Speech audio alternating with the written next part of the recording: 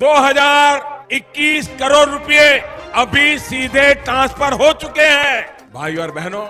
और मैं आपको बता दूं, ये तो अभी शुरुआत है। इस समय की सबसे बड़ी खबर इस वक्त सामने आ रही है, जहां प्रधानमंत्री नरेंद्र मोदी ने लाइव आकर एक बहुत बड़ा ऐलान कर दिया है। और यह खबर सीधे तौर पर देश के करोड़ों ई श्रम कार्ड धारकों से जुड़ी हुई है।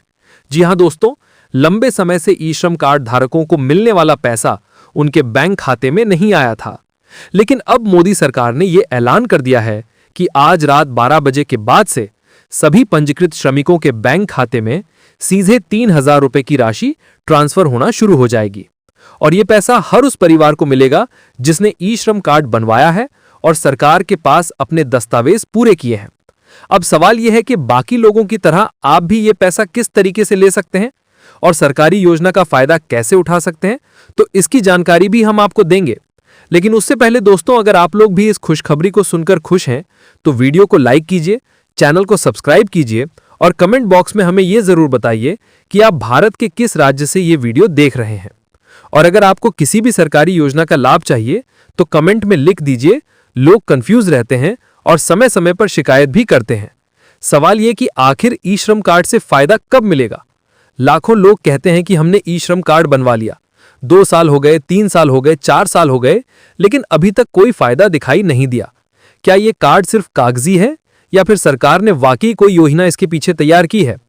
इसी सवाल का जवाब हम इस रिपोर्ट में विस्तार से समझेंगे, ताकि आपका भ्रम दूर हो सके और आपको सही तस्वीर साफ दिखाई दे सके।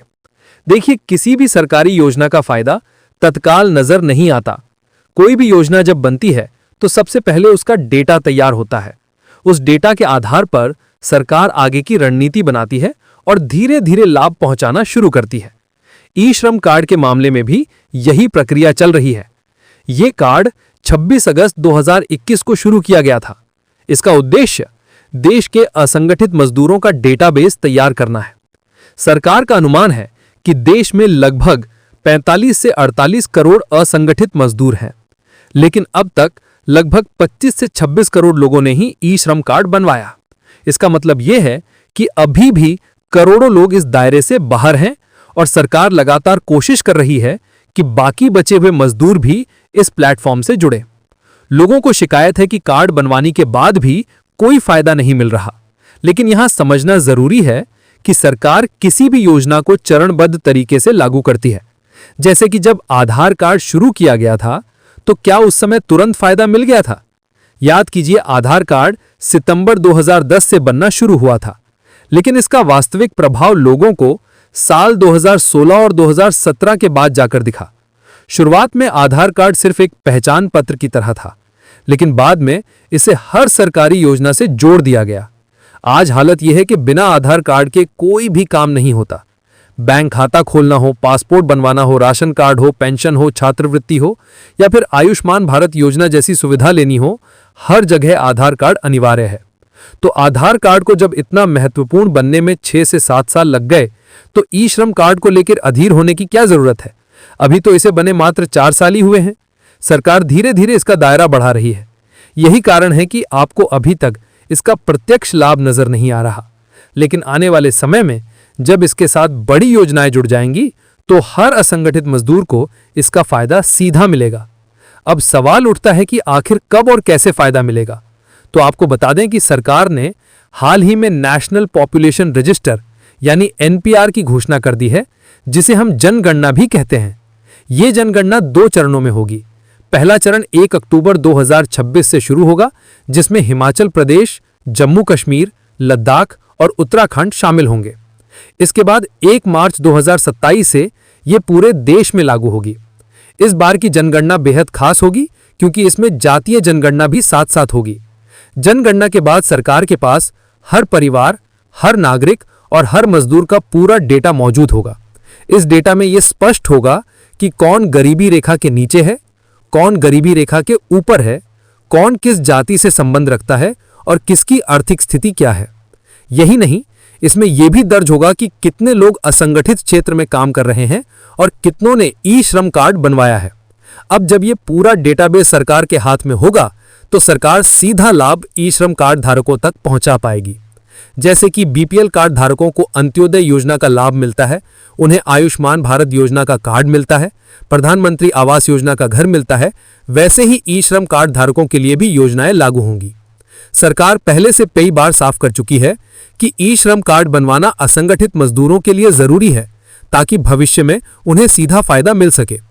लोगों की समस्या यह है कि उन्हें तुरंत लाभ चाहिए, लेकिन हर सरकारी प्रक्रिया के पीछे एक लंबी तैयारी होती है। डेटा तैयार होता है, उस पर आधारित रिपोर्ट बनती है, फिर योजनाएं बनाई जाती हैं और उसके बाद जाकर लाभ मिलना शुरू होता है।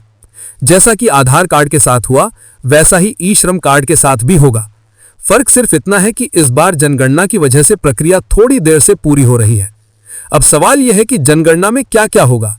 तो इसमें हर नागरिक की सामाजिक, आर्थिक और शैक्षिक स्थिति का ब्यौरा लिया जाएगा। पूछा जाएगा कि आप किस श्रेणी में आते हैं, आपकी आय कितनी है, आप क्या काम करते हैं। अब महिलाओं के लिए एक और बड़ी सौगात की घोषणा की गई है। महिला समृद्धि योजना को अब पूरे देश भर में लागू कर दिया गया है। इस योजना के तहत प्रत्येक महिला को हर महीने 2,500 रुपए की सहायता राशि दी जाएगी ताकि वे आत्मनिर्भर बन सकें और अपने परिवार का सहारा बने। पहले ये योजना केवल दिल्ली जैसे कुछ चुनिंदा शहरों में चलाई जा रही थी, लेकिन अब इसे भारत के हर राज्य, हर जिले और हर गांव तक विस्तारित कर दिया गया है। अगर आप एक महिला हैं और पात्रता पूरी करती हैं, तो आवेदन करें और हर महीने 2,500 रुपए की राशि सीधे अपने बैंक खाते में प्राप्त करें। और दोस्तों, अब बात करते हैं उस योजना की जिसका इंतजार देश का हर किसान लंबे समय से कर रहा था। जी हां, हम बात कर रहे हैं पीएम किसान सम्मान निधि योजना की 21वीं किस्त की।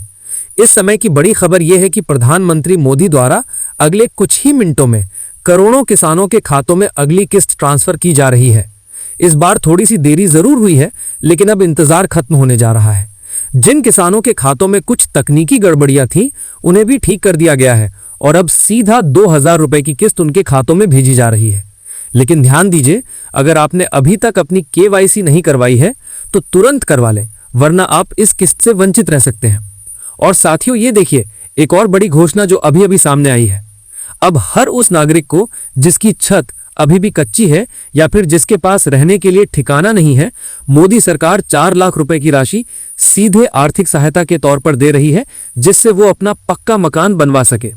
अगर आप झुग्गी में रह रहे हैं, फुटपाथ पर रातें गुजार रहे हैं या फिर आपका कोई स्थायी घर ही नहीं है, तो अब चिंता की कोई बात नहीं। प्रधानमंत्री आवास योजना 2025 के तहत इस विशेष पहल की शुरुआत कर दी गई है। सरकार की ओर से स्पष्ट कर दिया गया है कि ये राशि सभी पात्र परिवारों को 2 किस्तों में ट्रांसफर की जाएगी ताकि वे अपने सपनों का घर बना सकें। इसका आवेदन प्रक्रिया भी बेहद आसान कर दी गई है। किसी भी जनसेवा केंद्र या नजदीकी सीएससी सेंटर पर जाएं